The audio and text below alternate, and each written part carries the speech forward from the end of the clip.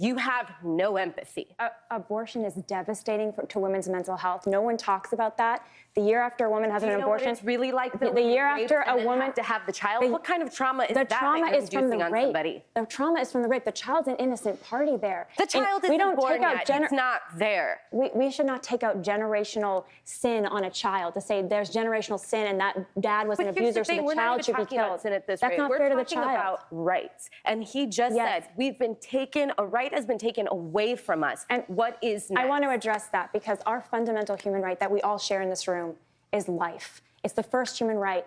Laws are meant to protect the weak. In a society, who's the weakest? Who's the weakest in the society? A child. Whether you live 10 minutes or 10 years or 100 years, you're a human life, and you have the right to not be killed.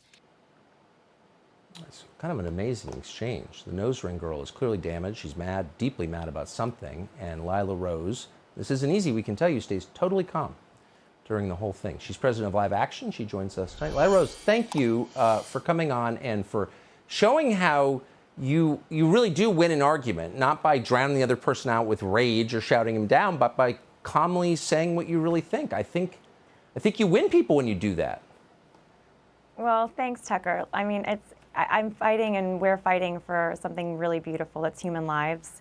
And so and what's there to be, worked up over? It's the evil of abortion. But at the end of the day, the truth sets people free. So when we are equipped with the truth to share that, and if I go on a show like Dr. Phil and sharing facts that are, about scientific development of human life in the womb, facts about the evil of abortion, the facts speak for themselves. So it's a powerful message that I'm privileged to get to share. You never dismiss, I notice, the suffering of the young woman or any woman who's pregnant and doesn't want to be. There's obviously real suffering there. She feels helpless and terrified. But you also point out that abortion, killing this child, hurts the woman too. And maybe that's why there's so much rage around this issue. I mean, I think you're spot on. We're actually about to launch Can't Stay Silent, which is a white paper, but also a series of many videos, testimonies of women who've had abortions and have the courage afterwards to speak out about how devastating abortion was for them. Okay, so here's the thing that you have to understand about the abortion conversation as it exists in the United States right now.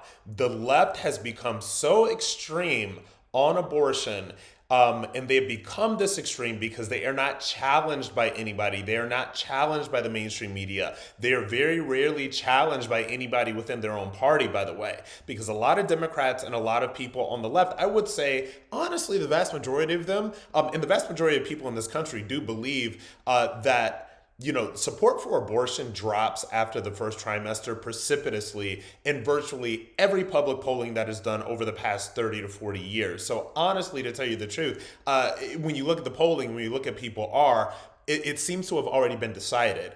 But the left and the Democrats have gone so far left on this issue. These people believe in abortion on demand up to and including the point of birth, at any moment and for any reason. So this is what they truly believe. And these people are never forced to verbalize what they believe. They just talk about, it's a woman's choice and it's pro-choice, et cetera, et cetera. It's a cop-out. These people are not pro-choice, they are pro-abortion. And until there are people like Lila Rose and other pro-life activists that will really sort of force them to verbalize exactly what they believe when it comes to this, they will still continue to get away with the same things. I'd be very interested going into the 2024 election cycle. Is the mainstream media going to start asking these people real questions, targeted questions, specific questions about what they think about abortion?